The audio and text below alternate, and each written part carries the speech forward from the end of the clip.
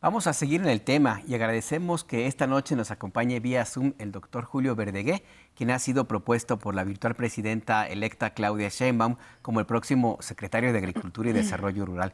Doctor Verdegué, buenas noches, bienvenido a Punto de Referencia. Buenas noches, Alberto. ¿Cómo está? Mucho gusto. Mucho gusto también, nos acompaña Azul Alzaga.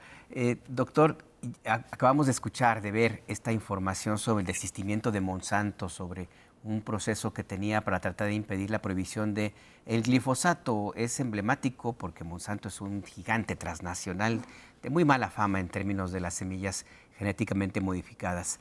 Esta es parte, entiendo, de la agenda que habría que desarrollar en adelante una vez que usted asuma el cargo de secretario de Desarrollo Rural Agrario. Cuéntenos, de Agricultura, perdón, ya me hice bolas, doctor Verdegué. Cuéntenos de esta agenda, el glifosato, ¿qué tanta importancia va a tener en los próximos años? Mire, en primer lugar, quiero comentar que me parece una noticia positiva que la empresa Monsanto, ¿no es cierto?, haya tomado la decisión que ha adoptado. No conozco las razones de esa decisión, pero cualquiera que hayan sido, creo que es bueno, porque nos ayuda a ir poniendo atrás, ¿no es cierto?, asuntos, pues que desde el punto de vista de la política pública del presente gobierno y del futuro gobierno, la doctora Sheinbaum, pues teníamos una posición muy firme y muy clara al respecto.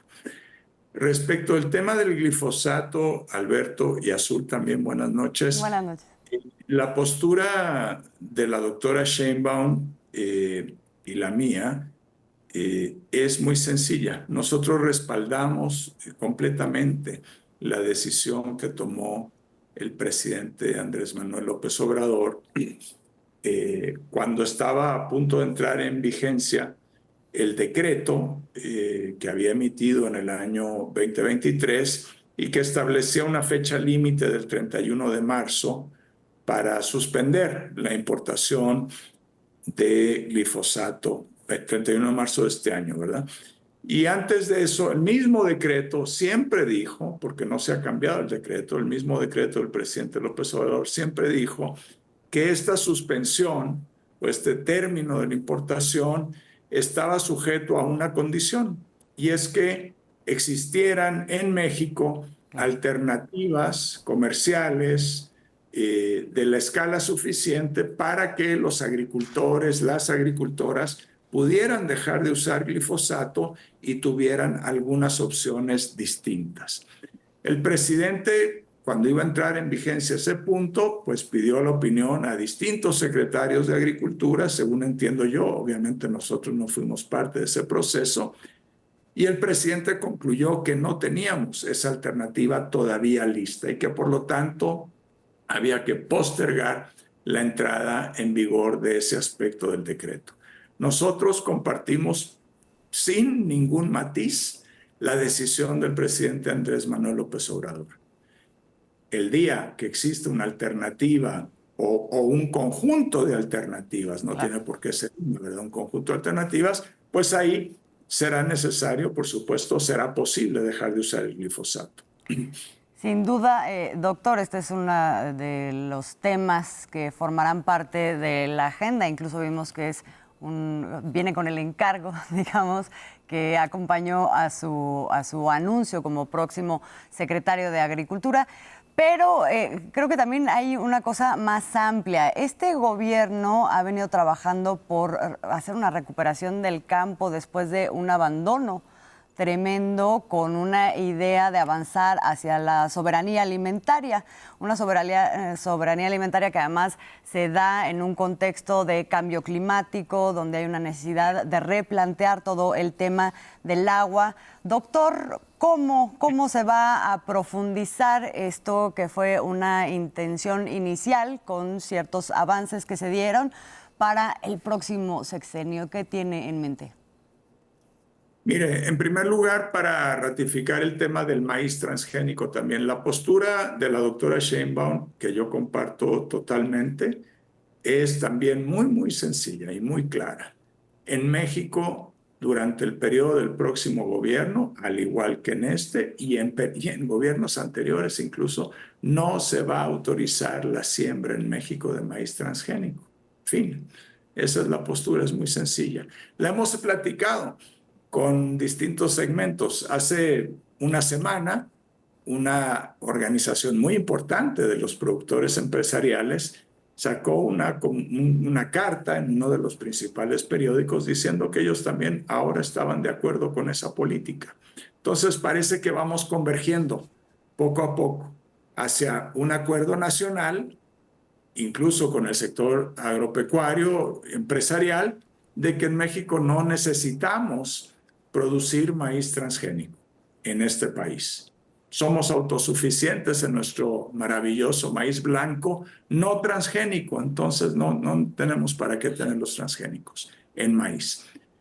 Hay otros puntos muy importantes. Soberanía alimentaria no solo quiere decir producir más, quiere decir también que las personas que viven en el campo y que nos dan de comer vivan con más bienestar. Así es. Y tenemos todavía un problema significativo, ¿no es cierto?, de pobreza extrema en el campo, a pesar del muy fuerte avance que hemos tenido en el gobierno del presidente Andrés Manuel López Obrador, donde la pobreza extrema en el campo por ingreso se redujo en más de 18%. Pero nos quedan todavía más de 6 millones de compatriotas en el campo en condición de extrema Doctor pobreza. Verdeguer, permítame que lo interrumpa, nos viene un corte, nos gustaría que se quedara con nosotros para cerrar esta idea y hablar de otro punto, el agua también, doctor. Ya volvemos.